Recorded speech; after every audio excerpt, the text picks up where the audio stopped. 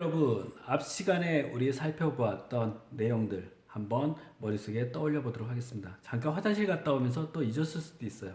또 1회차만 듣고 잠깐 다른 일을 하고 다시 2회차를 듣게 되면 또 이해를 잘 못할 수도 있습니다.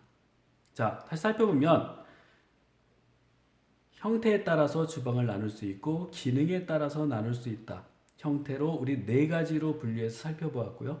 기능에 따라서 어떠한 지연 주방을 하느냐 아니면 영업 주방이냐라고 해서 크게 분류해서 살펴보았습니다. 우리가 일반적으로 살펴볼 때 내가 레스토랑을 만약에 오픈을 한다, 창업한다 라고 할 때 내 주방의 사이즈, 규모, 거기에 들어갈 설비 기구는 어떤 것들을 넣을 것인가, 메뉴를 설정하고 기물을 배치해야 되겠죠. 기물을 배치하고 메뉴를 설정하면 안 된다라는 거. 그래서 내가 생산해낼 수 있는 고객들에게 제공하려고 하는 그런 메뉴에 따라서 어떠한 형태의 주방을 선택해서 구비를 할 것이냐, 그리고 사이즈는 어떤 정도로 맞출 것이냐, 이러한 부분들도 기억을 해 두셔야 되고요. 그리고 거기에 들어가는 그러한 주방에서 할 수 있는 그런 기능적인 면에서 보통 보면 창업한다 그러면 작은 규모로 운영한다, 영세 소규모로 운영한다 그러면 하나의 형태에서 하나의 형태의 주방에서 모든 것들 모든 기능을 다 할 수밖에 없죠. 그래서 조이사 한 2명 3명이서 에피타이저부터 디저트까지, 또 거기서 아침에 출근해서 물건까지 받아야 돼, 식재료까지 받아야 됩니다. 그리고 또 오다도 넣어야 돼요. 퇴근하면서 이런 부분까지 다 해야 되는, 정공정을 다 하는 그러한 시스템을 갈 수도 밖에 없지만 좀 더 전문화된, 대형화되면서 세분화되고 분업화될 수 있다. 거기에 맞는 그러한 파트에 내가 좋아하는 그러한 부분으로 들어갈 수 있다, 취업할 수 있다, 내가 직무를 맡을 수 있다 라는 것을 기억해 두시면 되겠습니다. 자, 이번 시간에는 우리 서양 요리 트렌드에 대해서 한번 살펴보도록 하겠습니다. 서양 요리의 트렌드다, 우리 패션하고 달라요. 어떤 그러한 유행이 아니고 역사다라고 보시면 될 것 같아요. 좀 딱딱할 수도 있습니다. 그렇지만 서양 요리가 이렇게 흘러왔구나라는 것을 보시면 될 것 같아요. 서양 요리가 상업화된 것은, 전 세계적으로 상업화된 것은 미국을 통해서입니다. 그렇지만 이러한 상업화되기 전에 기본적으로 조리하는 조리사들의 그런 요리가 발달되어진 것들은 그리스 시대부터 발달했다. 그래서 우리가 뿌리를 알면서 지금 현대의 서양 요리가 어떻게 발전해 왔는가, 그 규모, 사이즈는 어떠한가, 이런 부분을 살펴보는 것도 하나의 포인트다라는 것을 기억해 두시면 되겠습니다. 그래서 여러분들께서 학습하는 데 있어서 학습 목표를 설정할 때 어떤 것을 할 것이냐, 자, 서양 요리의 역사에 대해서 이해할 수 있으면 되겠다. 그리고 외식 트렌드에 대해서 이해하고 설명할 수 있으면 되겠다라는 걸 기억해 두시면 되겠습니다. 우리 보통 보면 서양 요리의 역사다라고 하면, 서양 요리는 동양 요리와 크게 나누면 다 아시겠지만 동양 요리는 농경 문화의 기초를 두고 있다. 우리 벼농사의 기초를 두고 있다. 서양 요리는 목축 문화의 기초를 두고 있다. 그래서 우리가 보통 주식으로 쌀을 많이 먹죠. 쌀을 많이 먹습니다. 서양에서는 고기류를 많이 먹습니다. 목축, 유목민의 이동을 하면서 생산되는 그러한 육류를 이용한 주식을 먹기 때문에 그러하다. 그래서 농경 문화와 목축 문화의 큰 차이를 가지고 있다. 그렇지만 동양 요리와 서양 요리에 공통점이 있습니다. 그 공통점 살펴보면, 자, 처음에 우리 다 모두 학습해봤지만 불의 발견에 의해서 요리가 발전해 왔다라는 것은 누구도 부정하는 사람이 없습니다. 자, 조리의 혁명이다. 우리가 날것으로 먹던 생선류도 육류도 날것으로 먹던 그러한 시기에서 불이 발견되면서 불에 의해서 익혀 먹으면서 요리가 발전해 왔고, 또 우리 안전성이 확보됐다. 그렇지만 그러한 어떤 위해적인 부분도 우리가 섭취하는 것은 맞습니다. 그렇지만 불의 발견에 의해서 조리의 혁명이 일어났다라고 봅니다. 또 잉여 생산에 의해서 발전해 왔다. 이제 이전에는 자급자족하는 내가 생산해서 내가 먹을 수 있는 거. 여러분들 요즘 뭐 프로 보면 나는 자연인이다 이런 프로 있죠.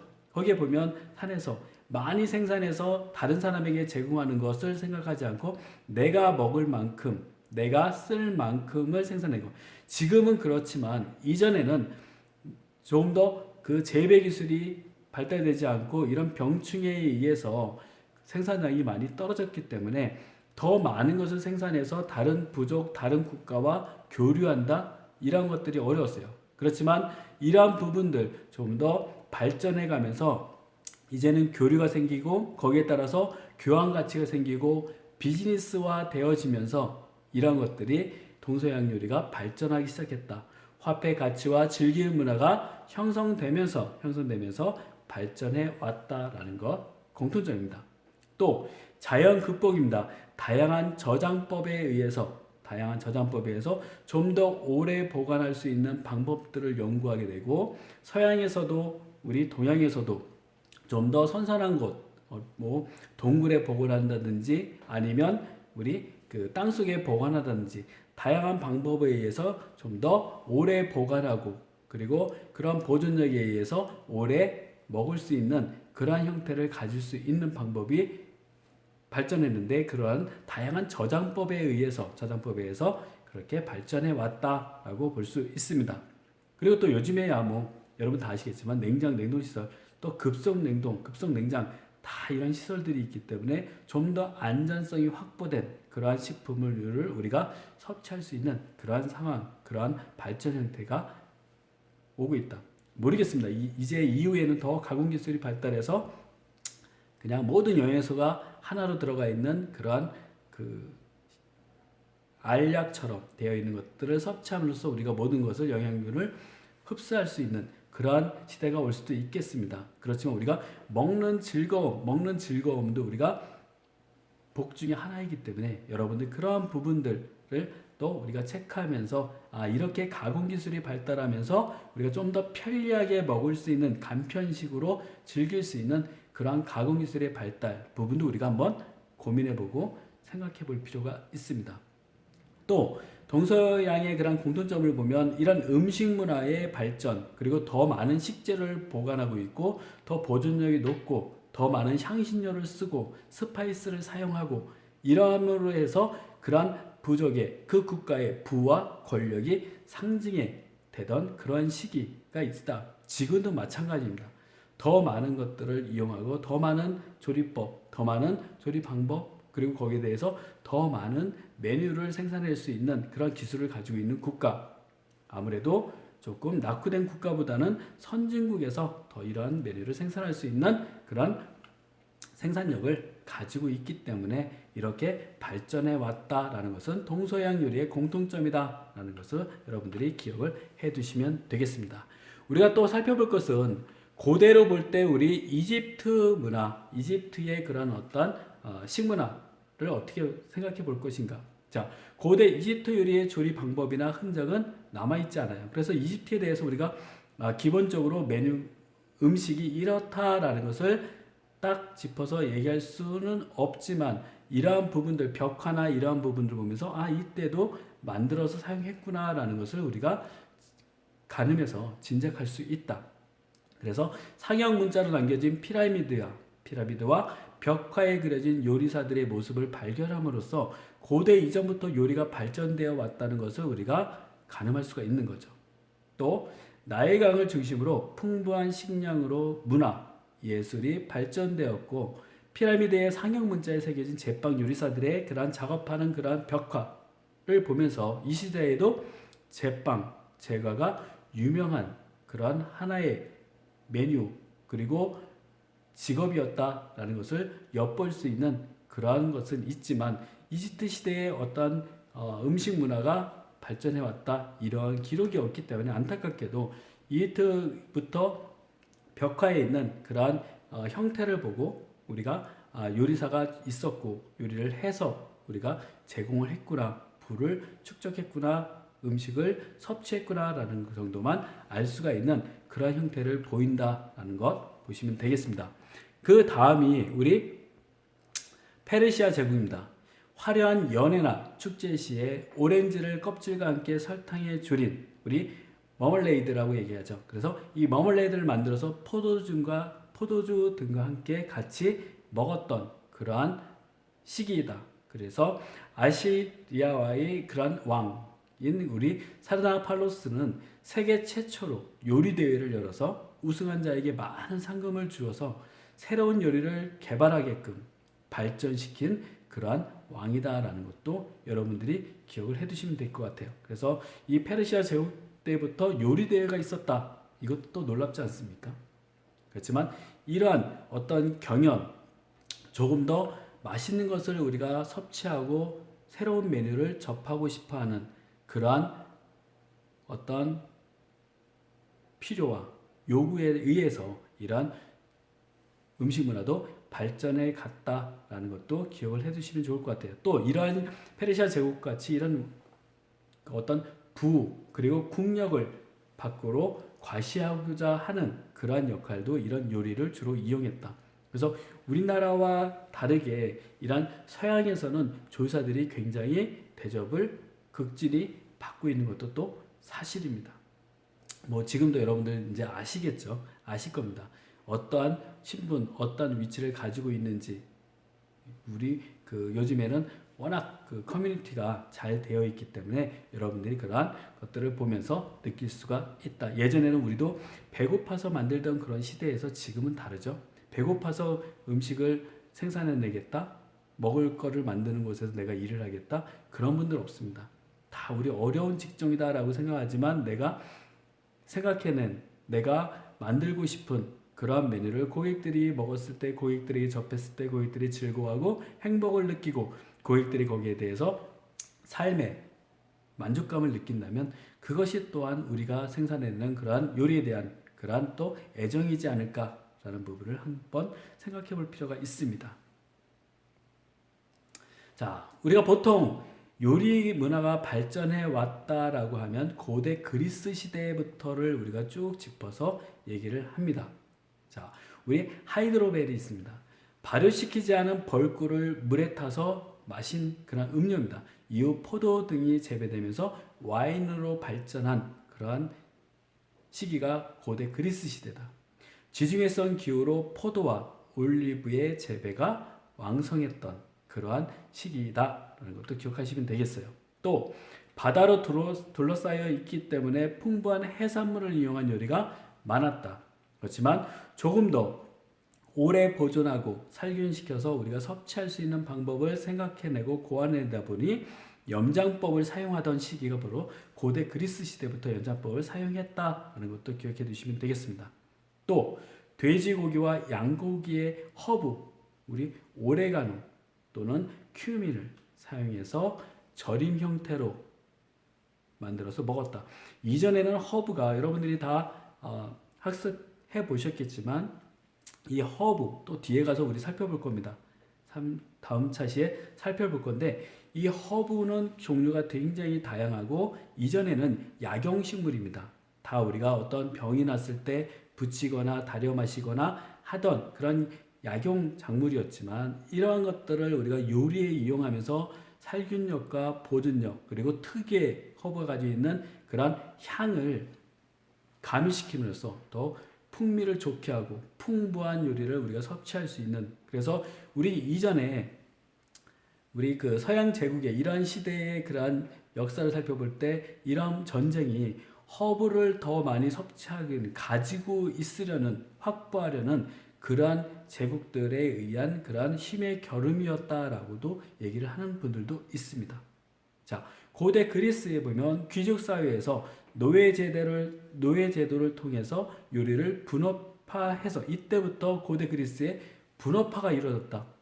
이것도 참 놀라운 그런 하나의 발견입니다. 그래서 분업화해서 자기가 담당하는 섹션에서 파트에서 전문화된 기술을 연구하고 개발할 수 있는 그러한 시점. 그래서 고대 그리스부터 우리가 요리가 실질적으로 생산되어지고 만들어지고 상품화되기 시작했다라고 보는 분들도 있다는 것도 여러분들이 기억해 두시면 되겠습니다. 자, 우리가 생각하는 요리가 가장 꽃을 피우기 시작한 그러한 시대는 고대 로마 시대입니다. 자, 고대 로마 시대에는 요리에서 필수적인 3요소를 갖춘 시기이다. 그 3요소가 뭐냐? 미식가. 아무리 좋은 메뉴를 만들어도 그것을 제대로 평가해 줄 수 있는 사람이 있어야 되겠죠. 그 평가를 받을 수 있는 음식을, 요리를 만들 수 있는 요리사. 그리고 다양한 식재료를 이용해서 음식을 만들어야 되겠죠. 그래야 새로운 풍부한 풍미를 제공할 수 있는 어떤 메뉴가 개발되지 않을까요? 그래서 풍부한 재료, 그것을 이용해서 만들 수 있는 요리사, 또 그 요리사가 만든 그러한 메뉴를 실질적으로 제대로 평가할 수 있는 미식가, 이 3박자가 갖춰진 시기가 바로 고대 로마 시대다. 그래서 서양 요리의 전성기다라고 얘기를 합니다.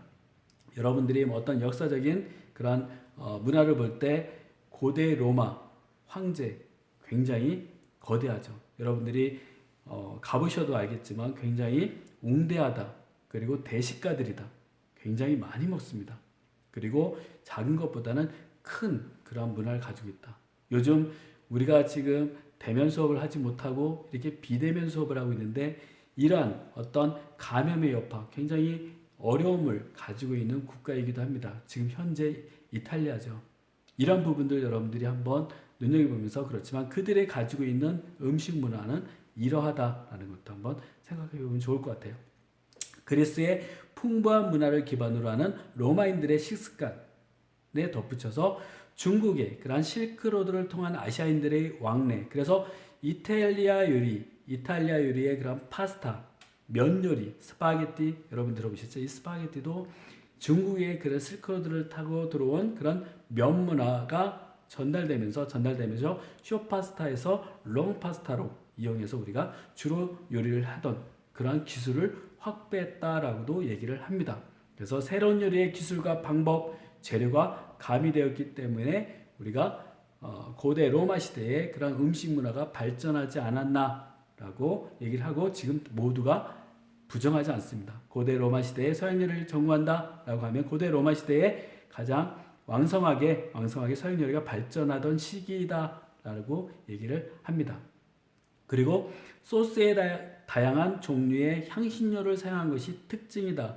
향신료를 이용했다. 서양 요리는 향신료의 싸움이다라고 해도 과언이 아닐 정도로 어떠한 향신료를 어떠한 식재료에 가미했냐에 따라서 완전히 맛이 구별되어지고 차이를 보인다라는 것도 기억해 두시면 좋을 것 같아요. 자, 이 시기에 보면 주로 꿀과 과일 시럽, 식초, 와인을 요리에 사용했다. 그리고 다양한 종류의 치즈와 와인이 만들어지면서 요리는 화려하고 예술적으로 변화시키던 그러한 시대가 바로 로마 시대이다라는 것을 여러분들이 기억하시면 좋을 것 같아요. 자, 이렇게 대국적으로 왕성하게 발달했던 이러한 문화가 프랑스로 넘어가면서 프랑스의 시대의 그러한 문화는, 우리가 프랑스 그러면 주로 생각나는 음식 많지는 않아요. 그렇지만 프랑스 하면 바게트, 여러분들이 기억하시죠? 빵의 역사를 가지고 있는 국가이다. 프랑스 요리의 가장 큰 역할을 한 것은 이탈리아로부터 전해진 와인이 전래되면서 발전하기 시작했다라고 얘기를 합니다. 그래서 프랑스의 그러한 시대에는 루이 시절에 프랑스 요리는 황금기를 가져왔다라고 얘기를 합니다. 그래서 프랑스 요리는, 여러분들이 요즘 보면 프랑스 요리는 블란서 요리다, 프렌치 요리다라고 얘기를 하죠. 장식을 굉장히 중요시합니다.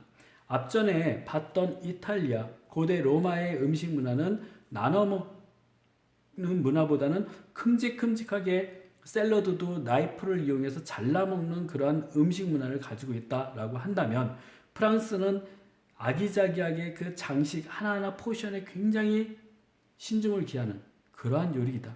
그래서 장식을 중시하는 요리 예술을 끊임없이 추구한다. 그래서 우리 요리 예술, 그래서 우리가 조리학과라고 할 때는 우리 꾸진이나 쿡 이런 말도 쓰지만 예술이라는 표현을 써서 culinary art라는 표현을 많이 쓰고 있다는 것도 기억해 두시면 좋을 것 같아요. 육즙을 만들어내는 스탁이 개발되고 구워진 고기에 육즙으로 만들어내는 소스가 개발되었다. 고기를 굽고 나서 거기서 흘러나오는 육즙을 이용해서 다양한 그러한 소스를 만들어내는 그러한 시기가 바로 프렌치 요리, 우리가 알고 있는 그러한 요리의 시기였다라는 것도 여러분들이 기억을 해 두시면 되겠습니다. 자, 앞에서 말했던 루이 16세 시대에 보면 전용 식당을 만들어서 12가지의 습과 24가지의 오드볼, 그리고 20가지의 쇠고기 요리, 20가지의 양고기 요리, 30가지가 넘는 그런 엽수류, 송아지, 생선류, 디저트, 이런 장식을 포함해서 400여 가지가 달하는 요리를 만들도록 요리사에게 명을 내려서 그 문화를 과시하고 발전시켰던 그런 시대이다 라고 보시면 되겠습니다. 프랑스 요리가 전 세계적으로 퍼져나가는 때는 무엇보다도 호텔 체인의 발달이 큰 역할을 해왔다. 그래서 이 프랑스 요리의 대가들, 그 후손들, 그 제자들, 수제자들이 각 파티에 호텔에 가서 근무를 하게 됐다. 이런 부분의 상업화되는 데에는 미국의 역할이 컸다. 미국의 자본이 상업화된 자본이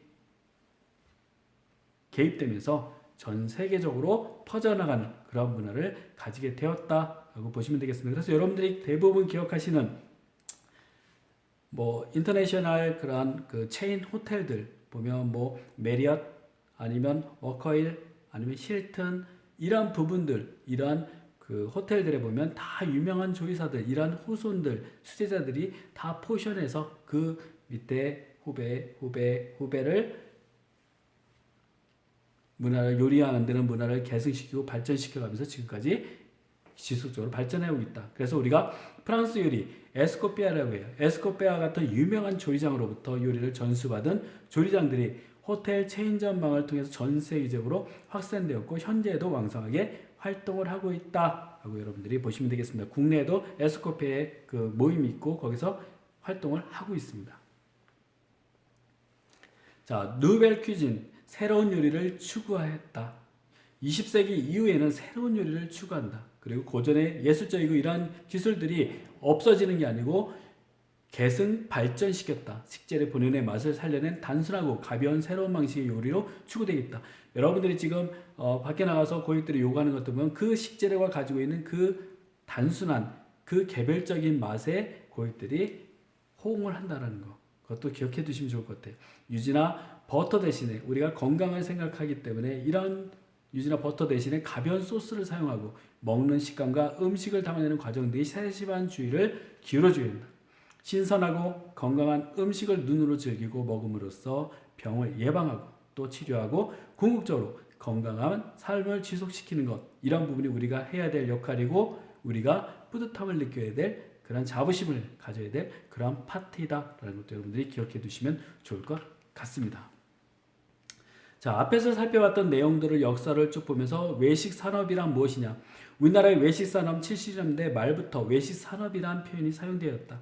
사람의 음식에 대한 욕구를 요리나 음료, 주류를 통해서 직접 충족시켜주기 위한 인적 서비스가 연출되고 때로는 휴식 공간까지 제공되어서 생활에 새로운 활력을 얻게 해주는 것이 외식 산업이다 라고 얘기를 합니다. 이러한 외식 고객의 특성을 보면 공짜나 할인을 좋아하고 성격이 급하고 과시하려는 성향이 강하다. 또 건망증이 심하다. 쉽게 잊어버려요. 또 새로운 것들을 접하면 또 좋게 받아들입니다. 전염성이 강하다. 이게 맛있다 그러면 거기에 대해서 집중적으로 가서 또 먹는 거. 여러분들이 먹방 또 우리 맛집 그러면 그곳을 찾아가는 그런 고객들의 그런 특성을 보이겠다. 새로운 고객 창출과 우리 보통 보면 새로운 그런 지점을 만들고 거기에 대해서 좀 더 발전시키고 또 고객들이 다시 방문하게끔 재방문할 수 있도록 재내점을 통한 단골 고객을 확보하고 충성 고객을 만들고 이들이 즐겁게 먹고 그 가치 만족에 대한 비용 지불로 이익을 남기는 사업이 외식 사업이다. 그래서 외식 산업과 외식 고객과 외식 사업을 우리가 한번 살펴볼 필요가 있습니다. 자, 외식업의 그런 규모는 약 70조 원 더 넘어가고 있죠. 지금은 경기 침체로 굉장히 어려움을 가지고 있습니다. 어려움을 극복하기 위해서 우리가 서로 도와가면서 거기에 대해서 극복해 나가는데, 우리가 먹는 것, 그리고 입는 것, 그리고 주거 공간, 이러한 부분들은 거의 우리 살아가는 데 있어서 꼭 영위해야 되는 부분이기 때문에 지속적으로 발전할 수 있다. 거기에 대해서 우리가 만족감을 더 부여해주기 위해서 노력을 해야 된다. 인구 대비 식당 수, 우리가 일본보다 많다라고 얘기를 합니다. 또 업체 수도 굉장히 많습니다. 외식 트렌드는 우리가 보통 보면 예술성, 건강을 추구한다, 즐거움, 그리고 기업 승계, 발효식품을 중시한다라는 것도 기억해 두시면 될 것 같고, 기타적으로 보면 이런 양극화가 심화되고 있고 지금 경기 침체로 해서 굉장히 어려움을 가지고 있지만 이런 것들을 우리가 극복해 나가야 한다. 이전에는 대량 생산해서 다양한 메뉴보다는 대량으로 우리가 집중적으로 고객 때 제공했다면 지금은 10명이 오면 다 다른 거 시킵니다. 10인 10색이 아니라 10인 100색이 되죠. 10인 1색의 시대에서 1인 10색 시대로 다가가고 넘어가고 있다라는 것도 여러분들이 보시면 되겠습니다. 그래서 어떤 전문화되고 그 고객에게 맞춤식 그러한 메뉴를 제공하고자 새로운 메뉴를 지속적으로 개발하고 노력해야 된다라는 것도 기억하시면 좋을 것 같습니다. 자, 내용을 정리해보면 동양 요리는 농경 문화의 기초에 발전해왔고 서양 요리는 목축 문화에 기반했다. 공통적인 건 불의 발견, 잉여 생산, 자연 극복으로 발전했고 부의 상징으로 여겨지면서 많이 축적하기 위해서 발전시킬 수밖에 없었다. 발전될 수밖에 없었다. 현대의 요리 트렌드는 신선하고 건강한 음식을 눈으로 즐기고 먹음으로써 병을 예방하고 치료하고 궁극적으로 건강한 삶을 지속시키는 데 궁극적인 목적이 있다라는 것도 여러분들이 기억해 두시면 되겠습니다. 자, 그럼 다음 시간에는 이러한 허브를 더 많이 확보하기 위한 전쟁을 했다. 부의 강약을 나타냈다. 국력의 강약을 나타냈다. 이러한 부분의 역할을 했던 허브에 대해서 우리가 어떻게 사용할 것인가, 서양요리에서 허브를 어떻게 쓸 것이냐, 적절하게 이용할 것이냐 굉장히 중요하기 때문에 허브에 대해서 학습하는 시간을 가져보도록 하겠습니다. 여러분 잠깐 쉬었다가 화장실도 갔다 오시고 잠깐 간식도 드시고 잠시 후에 다시 만나도록 하겠습니다. 여러분 수고하셨습니다.